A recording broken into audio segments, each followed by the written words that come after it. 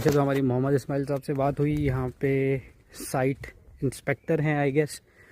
और ये हमने 2 एरियाज़ कवर किए सिटी के, टोटल 5 एरियाज़ हैं। इसके अलावा बहुत सारे एरियाज़ ऐसे हैं जो अभी स्टिल अनडिस्कवर्ड हैं और उनके मुताबिक सिर्फ 10% खुदाई हुई है, बाकी 90% इस वक्त स्टिल दबा हुआ ही है। तो हम चल के वो दूसरा एरिया देखते हैं, उसको भी एक्सप्लोर करते हैं।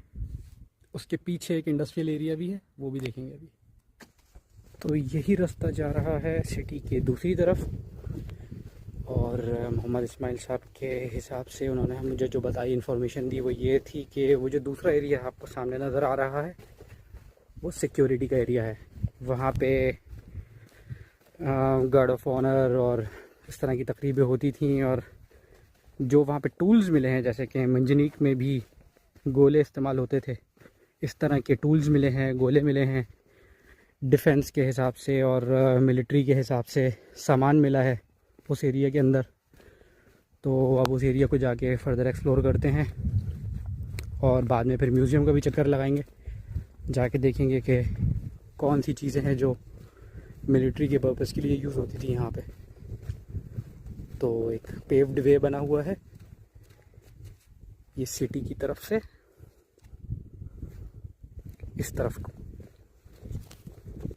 तो ये है दूसरा part. In total the third area. 2 areas हम पीछे देख चुके हैं। ये वो तीसरा एरिया है जो मिलिट्री पर्पस के लिए यूज़ होता था, डिफेंस के लिए यूज़ होता था। यहाँ पर इन्होंने कुछ वॉच टावर्स भी डिस्कवर किए हैं, और क्योंकि दरिया दूसरी तरफ लगता था तो उस पर प्रॉपर सर्वेलेंस रखने के लिए यहाँ पे कुछ वॉच टावर्स भी होते थे।